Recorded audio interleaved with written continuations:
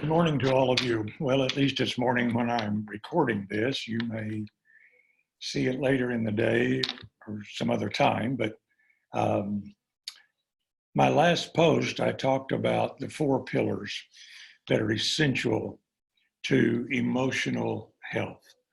And boy, is there ever a time in our country that we have needed emotional health than the situation that we're living in today. I talked about the four things, and last time I elaborated on the first one, the ability to hold on to yourself. And that requires a good, solid sense of self. In other words, not going by your feelings, we're going to talk more about that today, but knowing what you believe about yourself, what is true about you. And there's a number of ways that you can do that. Sometimes people can't even think of anything that's true about them when they're in a crisis. But just ask the people around you what is true for you. And one lady I worked with, she couldn't think of anything. And we were in a group setting, so I asked the group, what is true about this person? And they said, she has a beautiful smile. Boy, when she recognized that was something true about her, then she had something to build on and something to hold on to. So it doesn't matter how small it is, it's the emotion that's attached to it. This is something we need to understand in every area of our life.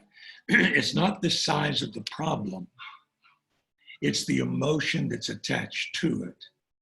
So what seems very minuscule to many people may seem big to you because of the emotion that's attached to it. Well, that's certainly applicable to what's going on today. I want to talk about the second part of this, which is learning to self-soothe, to calm yourself. This is extremely important. Actually, we're supposed to learn to self-soothe in infancy. That's one of the developmental things that's supposed to take place. And it's the balance that every parent has between letting us cry ourselves to sleep or picking us up and calming us. The objective is for the infant to learn to self-soothe, to calm him or herself. Well, none of us do that perfectly as parents, and so consequently, to the degree that we didn't learn to self-soothe in infancy, it gets magnified in adulthood. But we have to learn to self-soothe. No one else can give us that calming factor that learning to self-soothe gives us. Now, I'm going to give you some tips on self-soothing, and one of them is simply to breathe. One of the things that happens when we are anxious, fearful, we quit breathing deeply. And then we lose oxygen to our brain.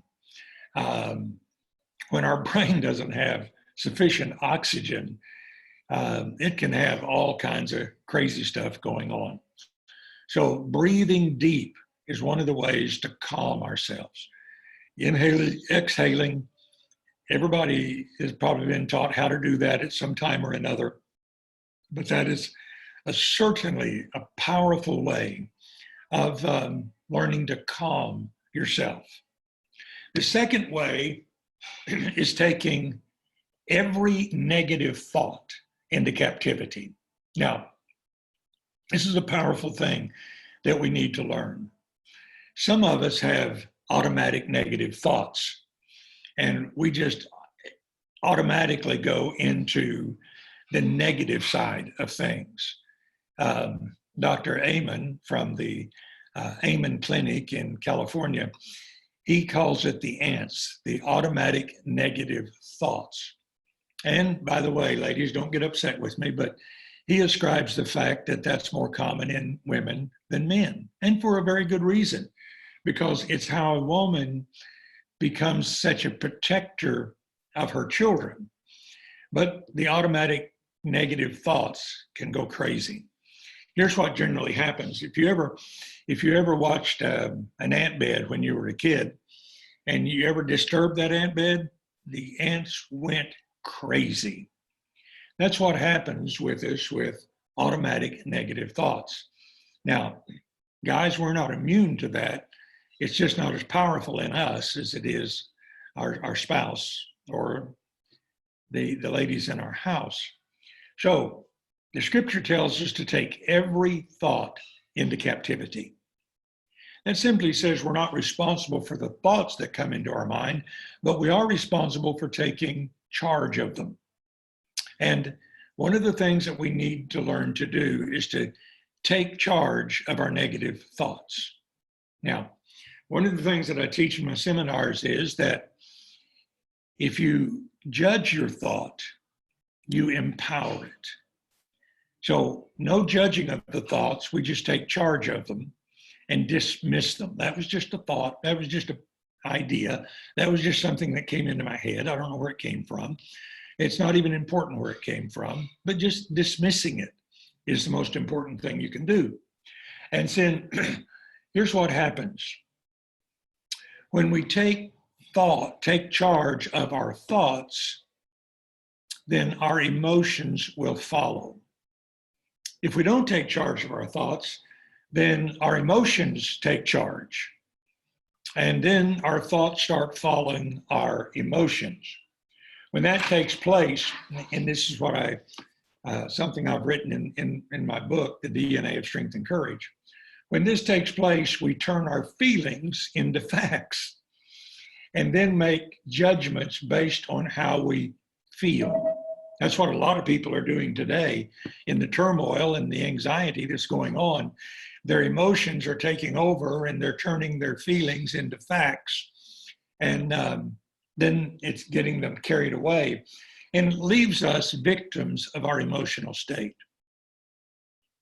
So learning to calm ourselves is extremely, extremely important. Now, if there's ever a time that we could turn to scripture, whether you are a believer or not, there's still some great psychology in scripture. And I want to share it with you.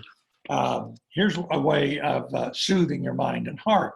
It's in Philippians 4:8. Every Bible student knows this passage.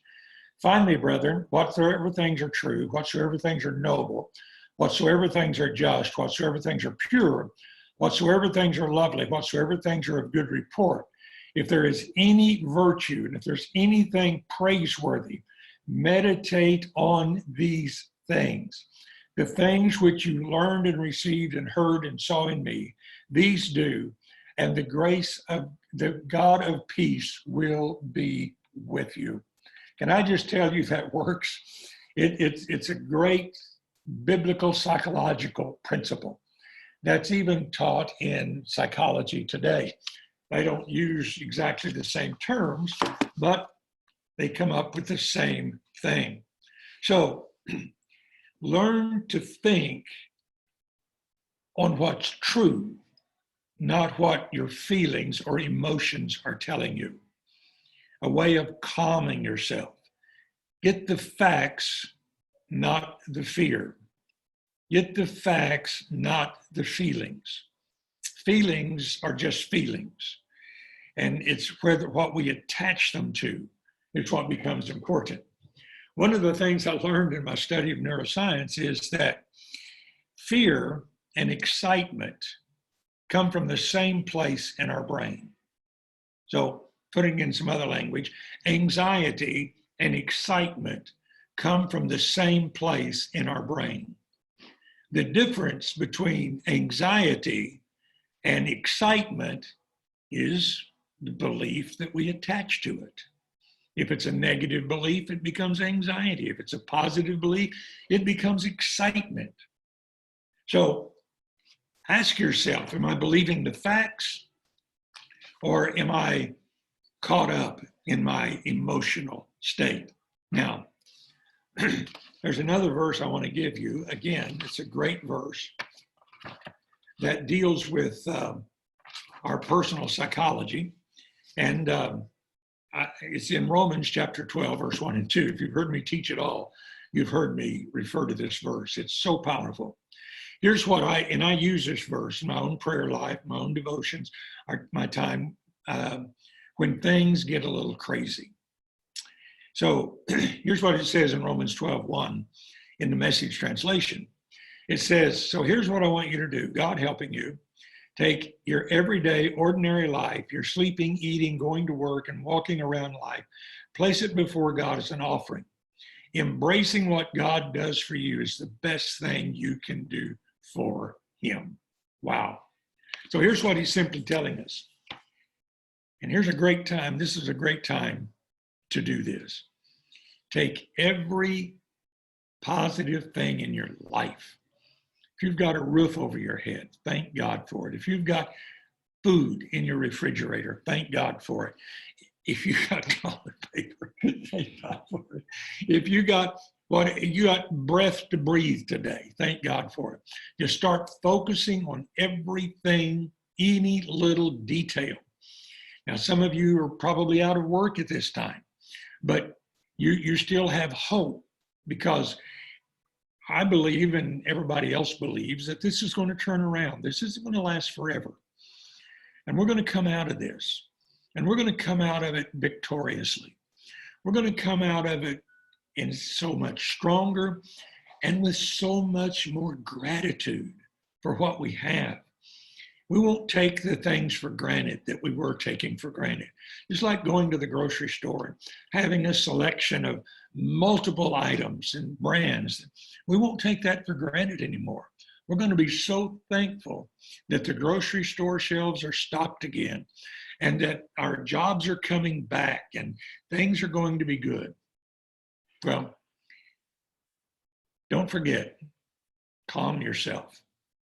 The ability to calm yourself is one of the strong points of the DNA of strength and courage. God bless, and I'll post again soon.